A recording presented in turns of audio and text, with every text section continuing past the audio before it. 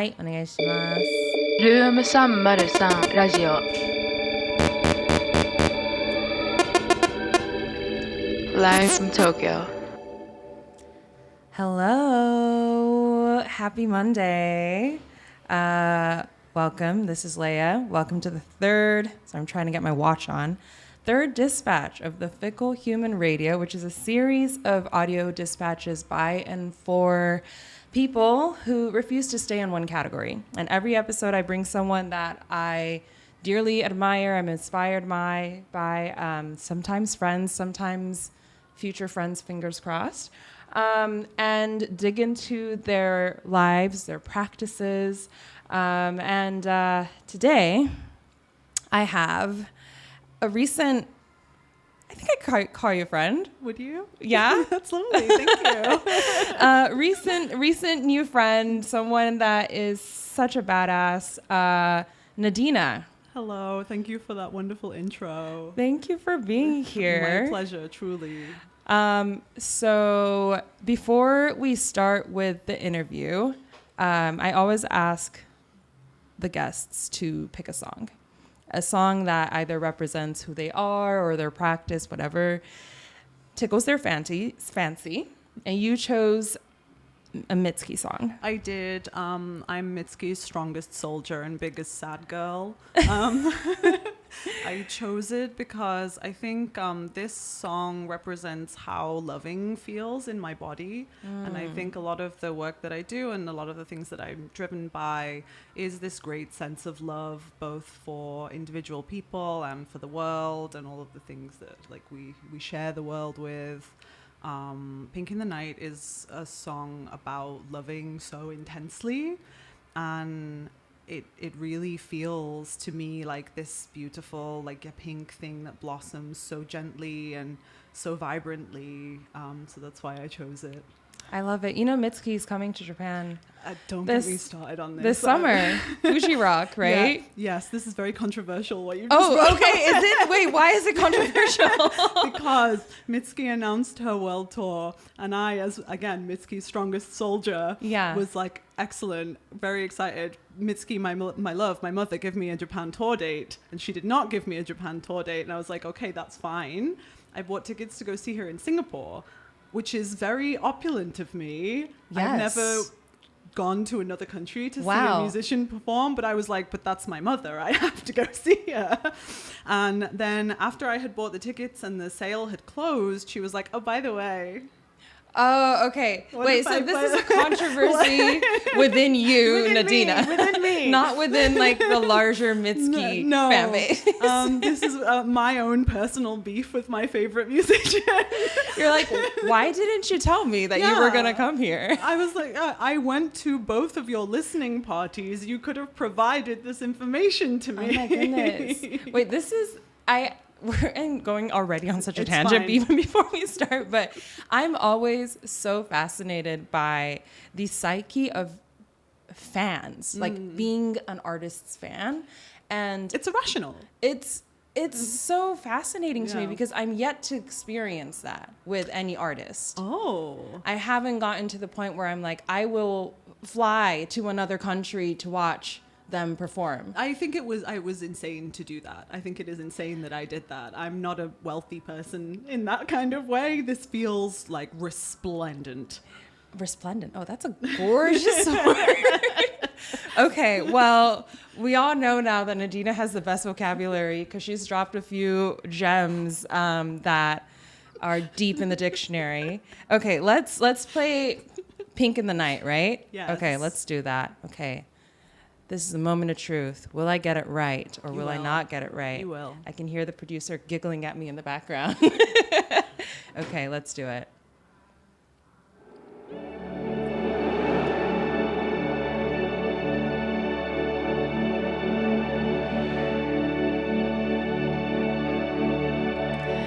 I glow pink in the night in my room. I've been blossoming alone over you. And I hear my heart breaking tonight. I hear my heart breaking tonight? Ooh, do you hear it too? It's like a summer shower with every drop of rain singing I love you, I love you, I love you, I love you, I love you, I love you, I love you, I love you, I love you.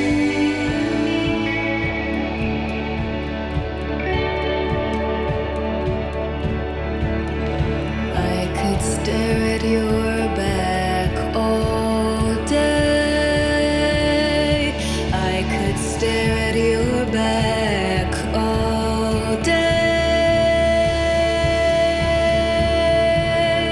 And I know I've kissed you before, but I didn't do it right. Can I try again, try again, try again, try again and again and again and again and again and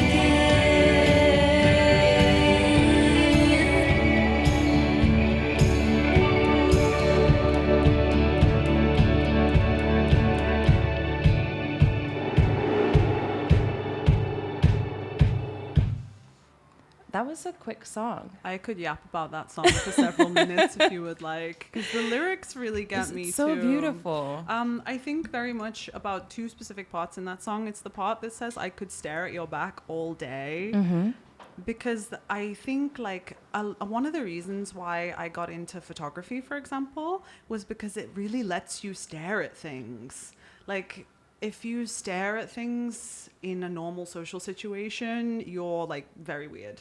Like if you have a really lingering gaze, it's quite obsessive and uncomfortable to maintain eye contact with people for a long time. But through the lens of the camera, you're not staring, you're observing, you're finding the best shot, you're looking for details, and it lets you really intensely look at someone or something without that kind of like scary social limit.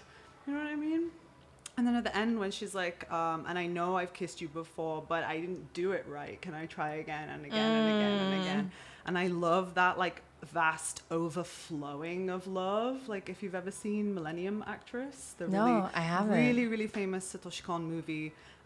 It's one of these like, I'll find you in every lifetime type loves where she is reincarnated and they do find each other in every lifetime. And it's like, I'll try again, I'll try again, I'll try again. I love that kind of sentiment of like, I'll just try again. I'll get it right. I'll try again. I think there's so much intensity in such a short song, and the way that the actual music is arranged feels like blooming, and it feels does. like There's rain. a gravitas to there. It feels very cinematic, which I feel like in music these days, it can feel quite contrived. Like it's easy to make a song forcefully sound cinematic. You can do all of the right things to make it sound grand and like have a fancy orchestra and all of those things. But I feel like the story of the song is organically really there's I'm using such a cliche term, but you can very clearly sense the protagonist of the song, you know, which is amazing. But I think that's what Mitsuki does amazingly. She's a very narrative musician. Yeah. Yes. Oh my goodness. Okay, we can keep talking. Yeah. We can keep talking about music, but we're here to talk about you. That's absolutely fine. So let's start with, first of all, if you were to describe yourself to someone, like what you do, what would the label or labels or personas be that you would line up?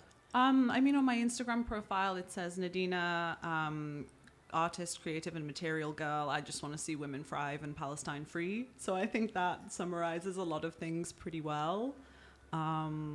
Because, I mean, artist is one thing, creative is one thing. I think they're related, but not necessarily the same thing. Tell me more about that, because people use it interchangeably sometimes, but you also have other iterations of the term creative out there as well, right? But you choose to use both. Yeah, because I feel like there's stuff that I do that is art that's like for me and to fill this particular urge to like draw a picture or create a painting or make a photograph. And then there's stuff that I kind of do that doesn't really fit that traditional notion of art or what an artist looks like. And I'm like, well, if it doesn't fit, there's another word that feels like it fits. So creative kind of fits the kind of amorphous parts of me that maybe don't feel like artist applies to. So is the distinction in the medium, or is it, or maybe it's the medium and also the initial like catalyst? Perhaps. I think, so for example, recently, or rather like a year ago now, I was commissioned to write like a short piece of flash fiction for something called the Ghost Project, and they wanted 100 ghost stories. So my ghost story that I wrote was about kind of like the specter of the patriarchy and how it weighs on my life as a woman now in a very short way. And I was like, that's something that I did, and I was like, oh, this is, I'm a writer with a capital W, and that's like fits very much in that like artist category in my brain, where I was like, this is a commissioned piece of work and I'm very serious about it. And then I decided, like, actually the way writing comes to me is it's beamed into my head in visuals that are often very abstract, and it's my job to pull those into words that other people understand what I'm trying to convey. So like I get these images in my head and I'm like, okay, I see like someone with their head against the mirror, like leaning into it and crying, and it's all blue in the background, and there's this heaviness to the scene, and I have to somehow put that into words that put that image into other people's heads. And so I was like, this piece is so visual to me that I want to make it into a really short film. So I went and I did that.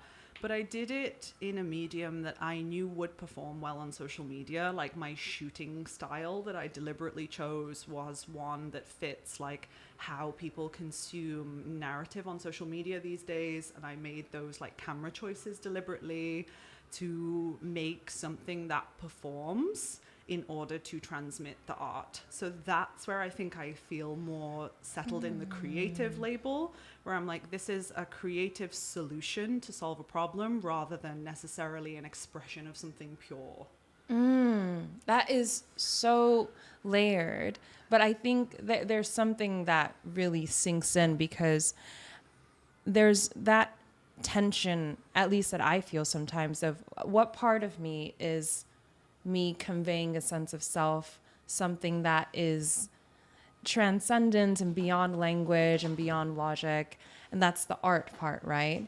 And then you have the more of the critical thinking, creative thinking brain, which doesn't necessarily, it's not necessarily a part of art, if that makes sense. Critical thinking and creative thinking isn't a necessary component of art. Yeah, I feel like it's like problem solving almost. And I'm like, okay, in that sense, the problem I was trying to solve is like, how do I get this piece out to an audience in a way that like meets my vision? And so I think you can, like, it's artistic as well. I'm not saying that's not art. Like, you can solve, for example, infrastructure problems in beautiful artistic ways, right? You can be like, we have this path and we need people to walk here, and you can create like a gorgeous pathway that people really want to walk along, rather than what you often get, right, is those patches of grass that have the footpath through them that's made by people. That's creativity. And you could have an artistic approach to that. You know, that is, I think, such a poignant observation to make, especially in this day and age we exist in, where there is an increasing, perhaps, sense of obligation that artists feel to be creatives. And then there is also, and I don't think it's as binary as I'm making it seem, but for the sake of simplicity, there's also creatives. So people that are adept at creative problem solving and creative thinking and, you know, solving complex issues or identifying solutions. Like I would say, like, creative directors are a really good example. Like they would fit more in the creative boat, but there's a part of them that maybe considers their creative directing an art form too, Which right? It is, it is, yeah. But it's, I wonder if this notion of artist and creative, maybe even I wonder where content creator would fit in this spectrum. It's quite a new, maybe in the last 10 to 20 years. Very much so. You know? Yeah, and I think what I see a lot of, certainly on social media, is people being like, I'm an artist, I don't want to make goddamn content. Right. Content feels like a dirty word to a lot of people. And I kind of agree in that sense, in that, like, I don't know, when I was young, I watched a lot of like 90s movies about women who worked in advertising, and they wore these big suits, and they were like, yes, we're going to put a woman with a speedboat here, and we're going to put text here, and everyone's going to go buy our cigarettes or whatever it was. And that felt like, oh, we're really doing something. Right. You know? Whereas now everyone's like under this like ever grinding wheel of like, oh God, I got to feed the content machine. I mean, there are definitely people who love that, and they love number go up, and they love performance, and they love click, and it gives you that like thrill. But I see a lot of obligation to that, where it's like, I want to do this, and I am being forced to squeeze myself into this. Mm-hmm. Do you feel that? I think when we go back to like why I also call myself a material girl. Yes, okay. I think there's two forms of that. And one side of it is that I'm a very, very practical kind of person. I'm not someone who's going to be able to like reel off like theory to you very often, to be like, well, Marx said of this as such. That's not really my wheelhouse. I'm very much a boots on the ground kind of organizer, where I'm like, well, we did this and this is how that went, and next time we'll make these changes and improvements, and like this person actually felt really like left by the wayside by this process. So I'm very much thinking like in the physical realm of like how people feel and what people need immediately, because that I think affects people's perspective a lot more than we'd like to admit. I often say that people are guided by their immediate material needs, especially when it comes to things like voting intention. Most people, I think, and this could be a completely baseless hot take, are guided by like one immediate need of theirs. So let's say you're a business owner, you might vote to be like, oh, well, I'm a business owner and that's my top priority, so I'm going to vote for whichever party lowers like small business rates, for example. Most people aren't reading the full manifesto and going through and being like, yes, I on some kind of like ethical moral level agree with this party's policies the most.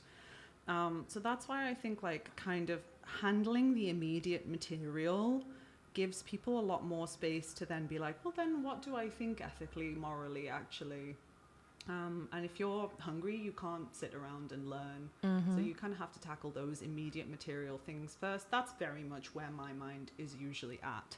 But that makes me sound like a very serious person, and I'm really deeply unserious. So material girl is also because my like background is in fashion meetup organizing. That's where I started being an organizer, and I still love fashion and I love things. Is that controversial to say? I love stuff. I love things. I don't think it is. I mean, I think it's perhaps the controversy arises when you think about it in the context of overconsumption, but then things and objects in and of itself is not a controversial. It's not a controversial space, because humans from our caveman times, we were collecting rocks and trying to find patterns and beauty. And, you know, I think curation, for example, I think is an innately Homo sapien act. I think there's something that in our human brains, we've always had this ability to find seemingly disconnected things and bring it together to tell a story. And that's just an innately human instinct. And so to love the materials, to love materials is I think an extension of that.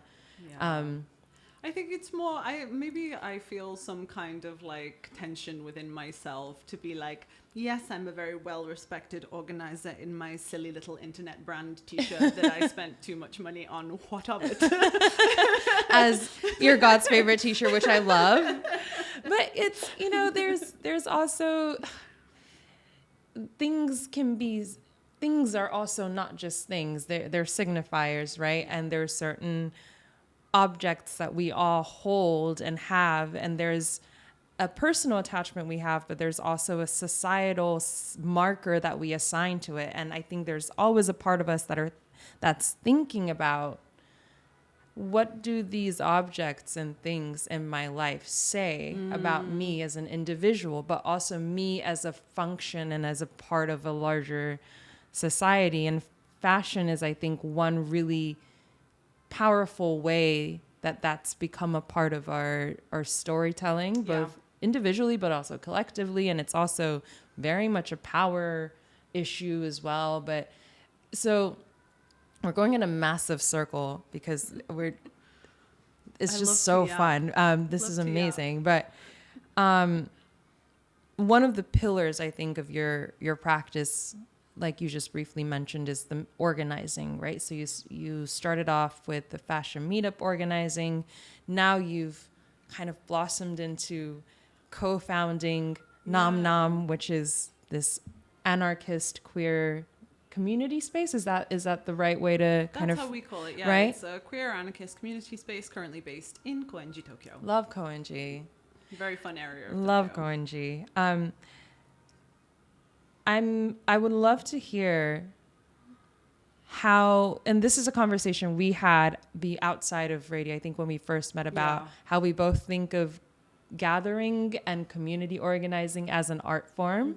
So I would love, one, to hear a little bit about the fashion meetups, but two, how these organizational practices are almost like a medium for you, because I know there's a little bit of that in your philosophy, I guess, and how you approach these things. For sure. So how I came to doing Nam Nam is a long story, but I'll try to tell it as quickly as possible.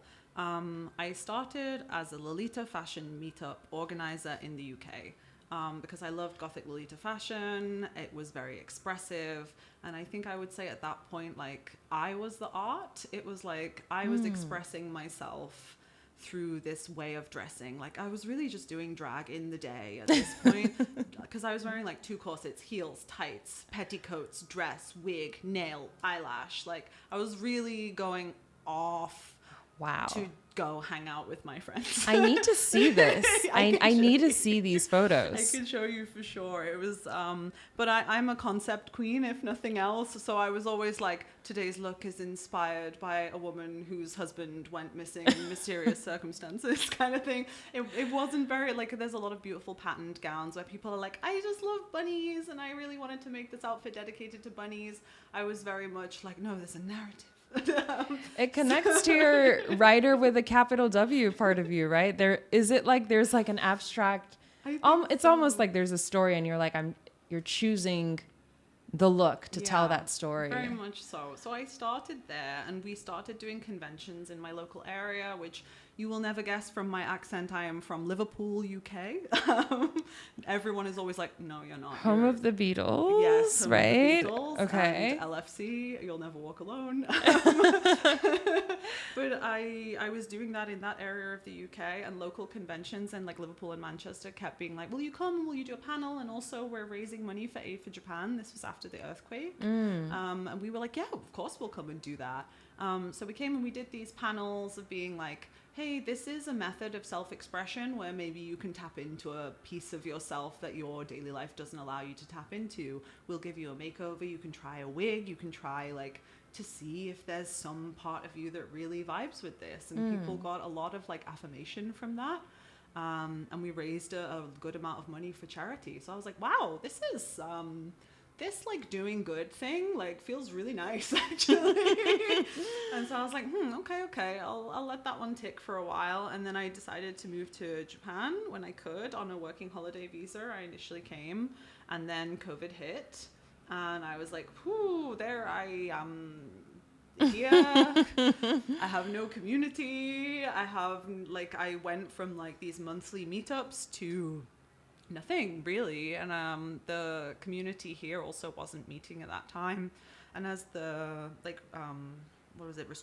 regulations got less and less strict around COVID, I was like, I feel this like need to meet people, and I was going out in Nichome. Okay. And I met some friends there, and we were all kind of like, as much as we love Nichome, we were all a little bit dissatisfied with what it had to offer us particularly. Okay. Yeah. Because- What was it? Well, I love partying and I love dancing as much as the next person, but I'm like, this is not really like where I'm at in general. Like, I can go out at night maybe like once a quarter.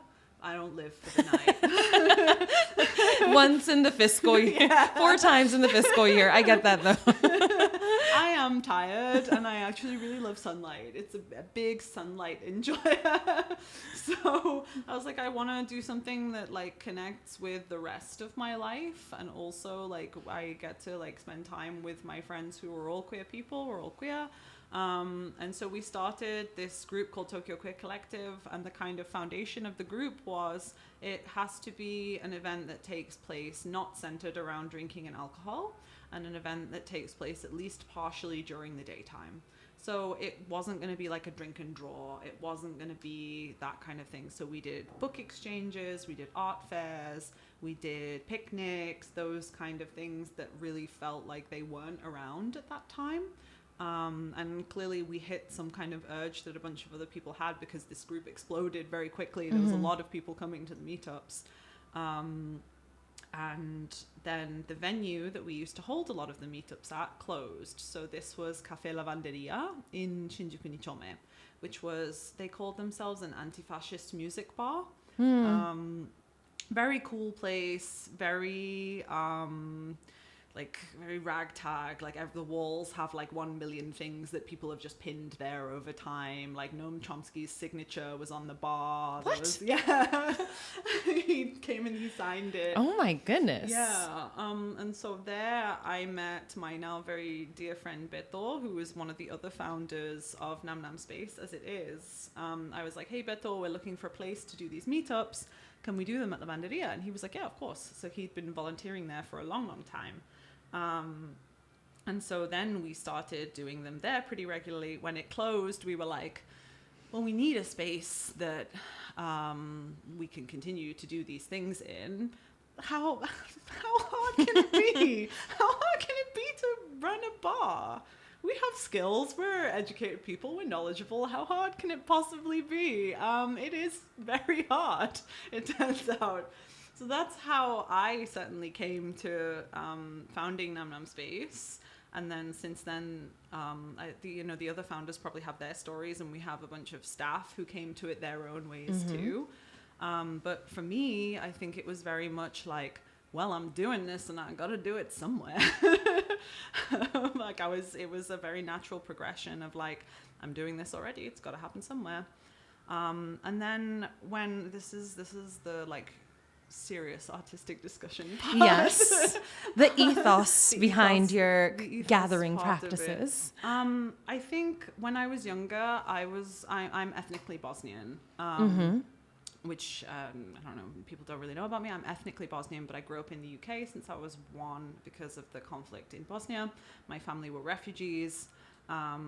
So where was I going with that point? I was at some point looking for an artist that felt something like me, like from my part of the world. And I came across the work of Marina Abramovic, who is a Serbian artist. She's a performance artist. And I had never really seen performance art before, and I was like a pretentious teenager for sure. I'm pretentious and annoying now, but definitely more when I was a teenager. I read an article, brief segue, but I read an article on Substack that was something along the lines of like bring back pretentious intellectualism, and I need to send you that link because it made me giggle. The title is very much clickbaity, but they had some really important points. So we'll send you that link later. Thank you. I will enjoy that. Back to you. So yeah, I was pretentious and annoying as a teenager. Now I'm pretentious and annoying as an adult.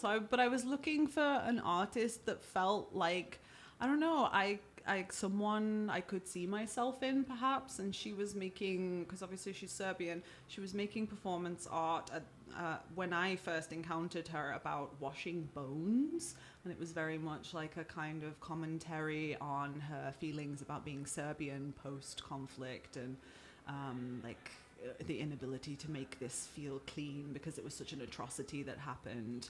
And I was like, wow, this is really interesting. And this is someone that comes from where I come from. So I got really into her work, and I watched like 1 million documentaries about her.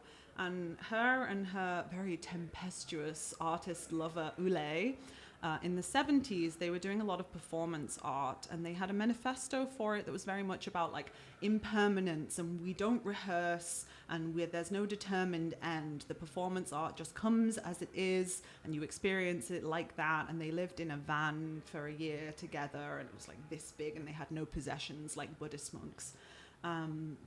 And I thought that there was something very interesting about the like ephemeral quality of that. Because when we make art, we're really trying, or I think we are really trying to express something that lives within us, right? Some urge that we have. And often I describe it as like putting out like an echolocation, like a ping out into the world that you're hoping pings back. And I think when you like abstract it enough, when you take steps back from it enough, a painting and an experience can kind of elicit that same ping back in you. Yeah. And in that sense, then like performance art was really controversial because it was like, well, this isn't art. We can't put this on a canvas. We can't sell this. How can we, like, you can't put this in a gallery, really. At that time, they were thinking like this doesn't fit with our existing notions of like the art industry and how this thing works. So it was difficult, and they came to a way of like, yeah, you would just have to gather and watch them repeatedly run into each other, for example, like, or you would have to go to the gallery and watch them sit across a table from each other, and people were like, huh? But realistically, like, it's kind of doing the same thing of like, its aim is to make you feel something and connect with something in some way. And just because it's not something that you can like take home as a postcard or a print, doesn't reduce its artistic quality. So that's kind of like where I started to think about like, oh yes, this gathering thing, it is doing something that is artistic here. And I read, there's a book called Poor Artists, and it's by an art critic duo from the UK. They're called The White Pube, as a play on... The White Pube, yes. Zarina Mohammed and Gabrielle De La Puente, both very exciting art critics. They wrote a book which is kind of like a magical realism story about a young person of color called Quest, trying to make it in the art world, and how they kind of go through their own story of navigating the art world. And it's an extremely good book, and I highly recommend it to people who are interested in like the art world from like an industrial perspective, and especially talking about that from the perspective of a person of color, and with class really high on the agenda too, how working class people get subsumed by the art industry. And there was a scene in that where the character Quest goes to a commissioned work by an artist, which is that artist in a pool floating around, and you can come and put your feet into the pool and like engage in discussion with that artist. And I was like, yeah, that is much in the same way that watching a movie or reading a book is a collective experience that we all enjoy, so is gathering. And it doesn't have to be this like aesthetic Instagrammable thing now where everyone is like, oh, you know, I did the full table spread and every course has a theme. As fun as that all is, and I have absolutely done all of that. Like, yeah, gathering itself and curating the conversation and giving people an experience to take away that is meaningful to them is certainly an art form in itself. Oh my goodness.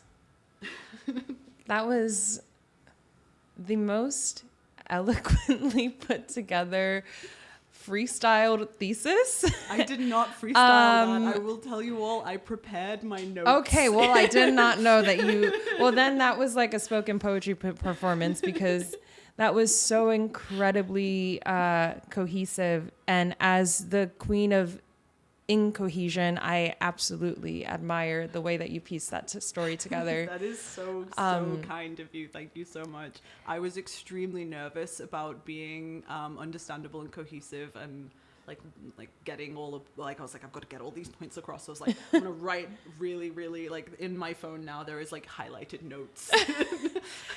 But there's something in what you said, there's such a fascinating multiplicity to you, is what I'm picking up. Because on one end, earlier on, you spoke about materials and being practical and sort of almost locating the specific meaning of the actions that you take and making sure things are accessible to people. And that's almost a very kind of practical, constructed way of thinking. But then this other thing you've just shared about gathering and performance art and the ephemeral and sort of holding space and creating containers for meaning to be exchanged beyond something that might be tangible, like a painting. That's this other part of you. And so it's a great duality, right? But I think it just goes to prove, I guess, for me personally, why I think you're such a fascinating person and why I wanted to bring you onto the show. That's extremely kind. Thank you. You just embody what I thought of when I was conceiving the idea of like the fickle human as people who find ways to braid together seemingly disparate threads and create their own rope and kind of find a way to tie it all together. And I think you do that in a really fascinating way. I think people are just really bad at self-reporting, to be honest. I have this like check-in that I do with myself that's really simple. It's like, is that still true? Okay. And I wonder if there are things in your life where you're like, oh, is that still true? Because, for example, I am someone who goes to the gym a lot. Like, I've pared it down to 3 times a week. I used to be a 5 times a week gym girly. That's really admirable. No, I'm insane. That's the easiest way to understand me. I'm insane. If you go from there, you're like, oh, it makes sense because she's insane. But I was talking about myself to someone. I was like, oh, no, I'm not really sporty. I'm not really athletic. And then another one of my friends was like, sorry, you go to the gym 5 times a week. How do you think you're not sporty? And in my head, I was like, oh, because when I was in school, there were sporty girls and I was not a sporty girl. And I was an artsy girl. I went to the art rooms. Even then I swam and I did stuff and I went cycling. I didn't conceive of myself as sporty or athletic or someone who cared about like physical exercise, even though I was doing all of this stuff, and I still am doing all of this stuff. I didn't report on myself in that way. So I think people's identities are a lot less static first than we think they might be, but also we're really bad at talking about them. This is such a you've I don't know if you did that intentionally, but you've given me a perfect seed to ask a question that I had planned out. But to directly like touch on what you said, I absolutely resonate with that. This idea of asking yourself whether the story you've held on to or have been holding on to is still an accurate depiction of who you are.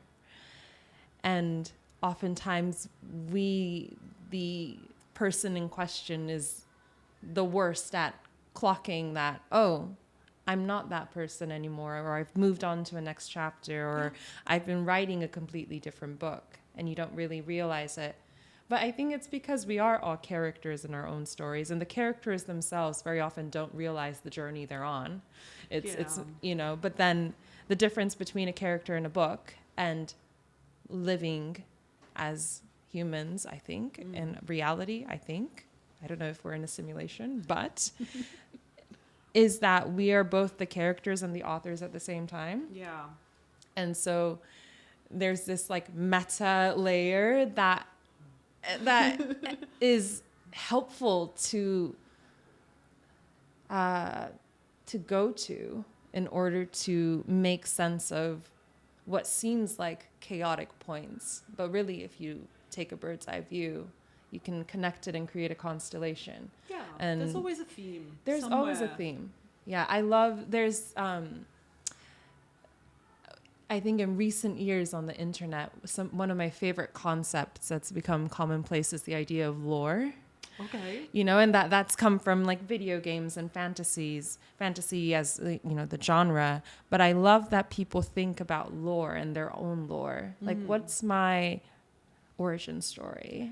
Who am I as a character archetype, and thinking of oneself as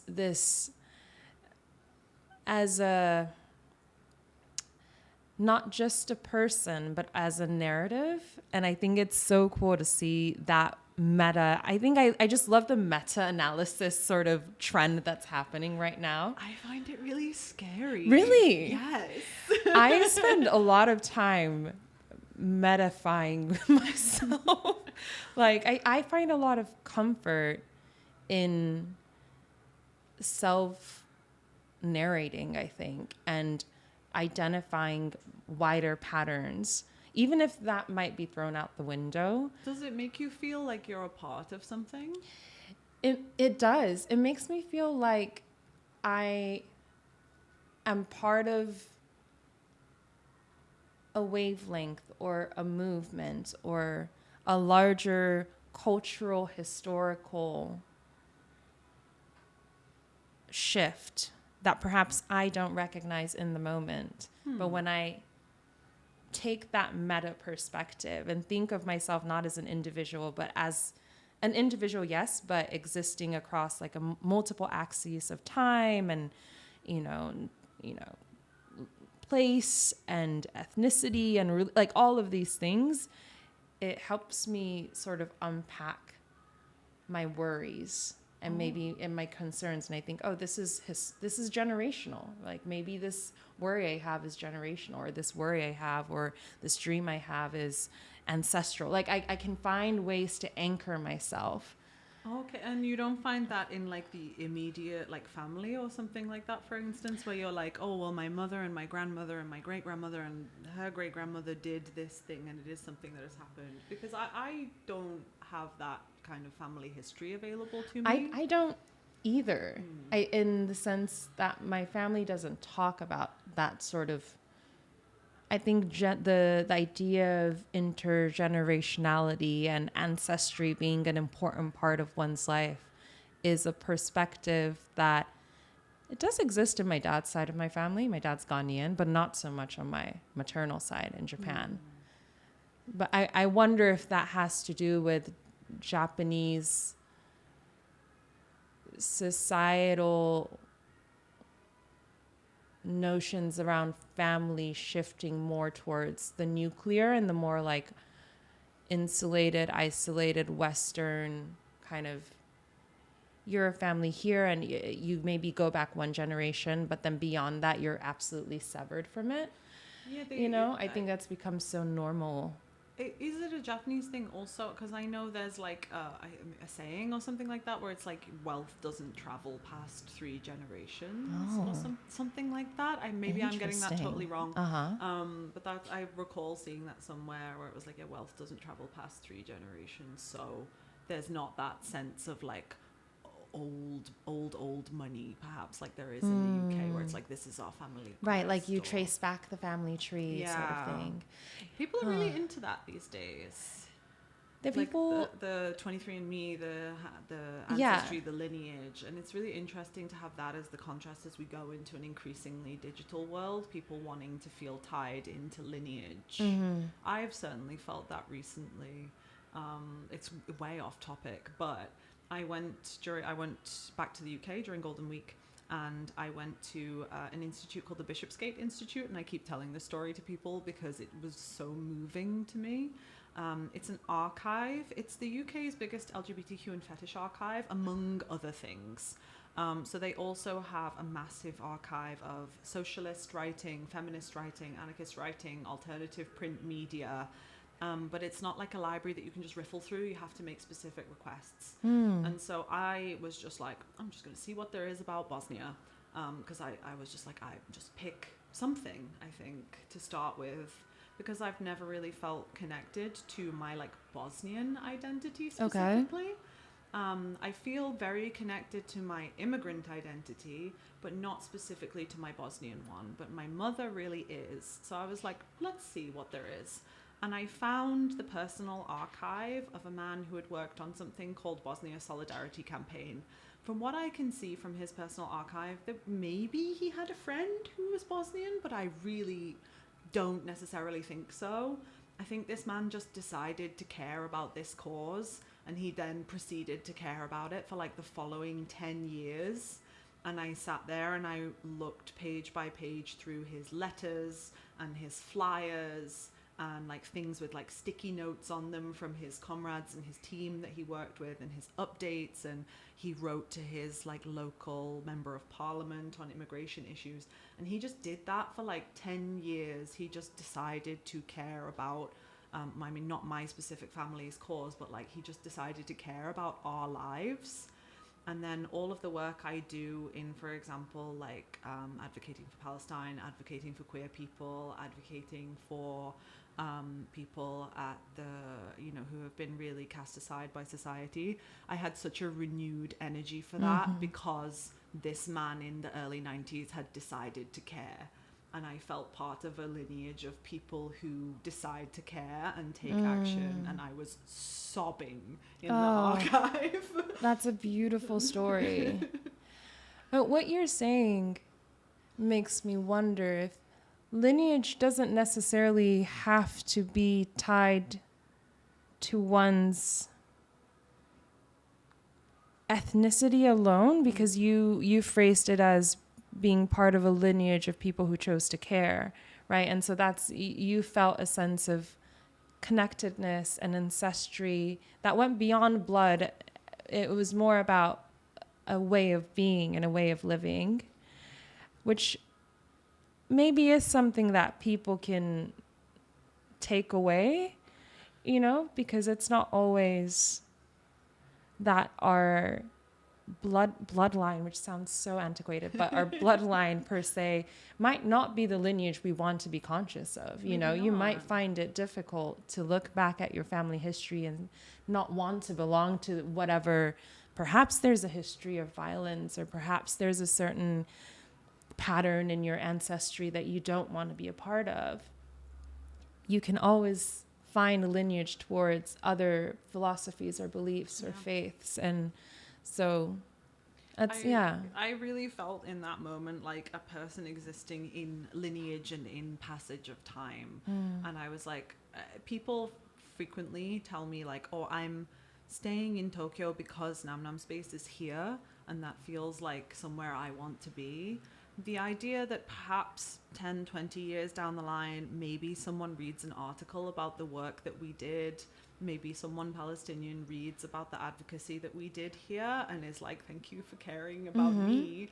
I felt that in that moment, like, thank you so much for taking care of me. I hope I can like be an archive or a book somewhere that takes care of someone else in the future.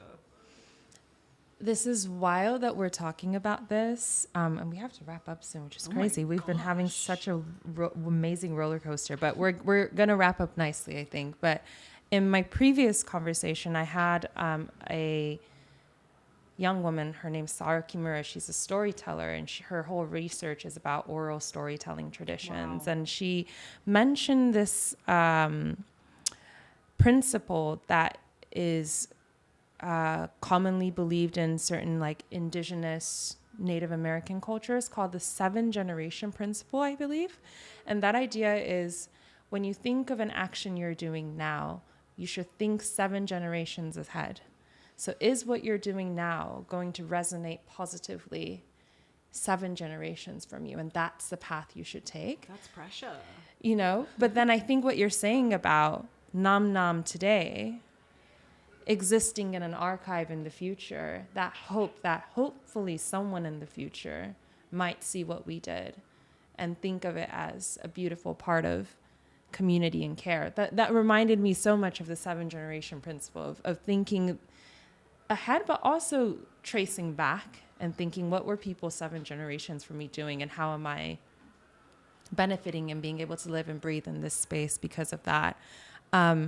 But I wanted to take the last bit of time to talk about Nam Nam again. And so unfortunately, the space you're using now is coming to an end. Yes. We had a limited contract and the building owner has chosen not to renew that contract. And so we are presently on the hunt for a new space so that hopefully we can continue our good work. And we are fundraising for that, and we are hosting events to continue to fundraise, and we are still doing as much as we possibly can for the community in the meantime. We have the current space until October of this year, and we intend to make the best of it until then. You will keep hearing from us in whatever form it takes next, because we are a very opinionated and loud group of people. So, yes, we are campaigning to raise funds to continue our work if we possibly can. I feel very positive about this, and I feel immensely grateful and humbled, and thank you to the existing community, because it is not just the staff who work on it tirelessly or like immediate volunteers. It is the whole community. Yeah. For Pride, we did a call out and people were like, I'm going to host an event and I want to donate all the money that we make from it to Nam Nam so we can keep having this space. And that is so, I cry thinking about that. It is that's beautiful. It's not just like me and the team who have our names on it. It is truly a community endeavor, and I am very blessed and grateful to be a part of it. What in an ideal world? No, let me rephrase that. Be it moving to a new space or not, where do you see Nam Nam going, but also on a Nadina level, this practice of community organizing and gathering? Where do you see that going? Do you see that continuing to be partly in the form of Nam Nam? Are there other ideas, visions, things that are abstract images that are waiting to be expressed? That are waiting to be beamed into my mind by a... I think I would love to continue Nam Nam as much as we possibly can, because it means so much to so many people, and it keeps people tethered to a place that is known as lonely and unforgiving very often in Tokyo. I think in an ideal world, we have a venue for Nam Nam that is stable for as long as we can keep it stable. If Nam Nam never becomes like a business, I don't care about that. If it's something that I do for no money for the rest of my life, that's absolutely fine, because it's an experiment in doing things differently anyway. In my perfect world, we're entirely community funded through probably like subscriptions or something like that. And we can run all of our events accessibly for free because we're so loaded.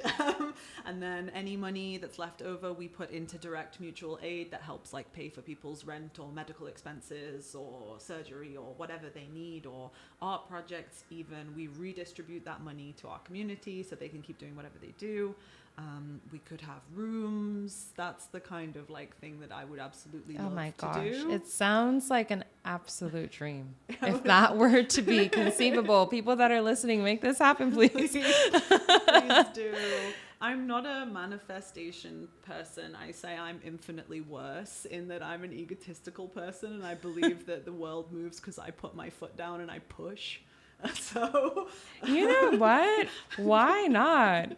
I think that's powerful, because you're taking a lot more responsibility than just like, I could do a whole other episode about the notion of manifestation and how it is a function of late stage capitalism, but that could be another episode. Do we have another hour? We have another hour. No. I would like to personally hear this. Even as someone that has engaged in manifesting, and I recently did, human design.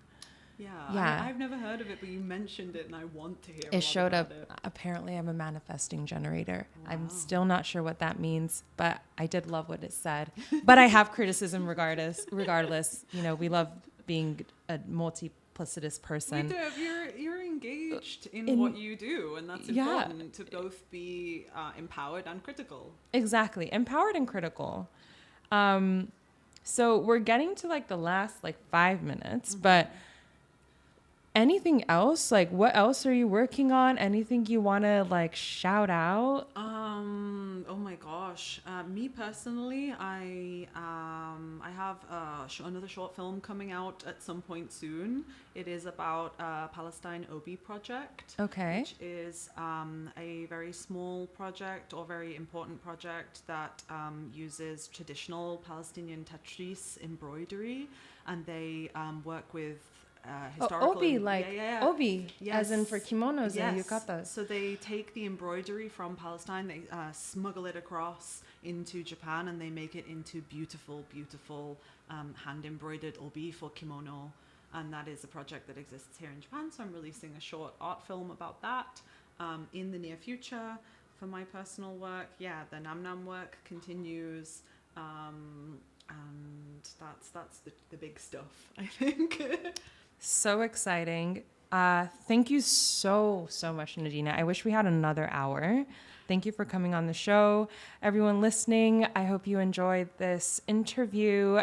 Whatever resonated with you, would love to hear about it. This has been the Fickle Human Radio. Thank you so much, Room 303 and Tokyo. Ciao. Bye.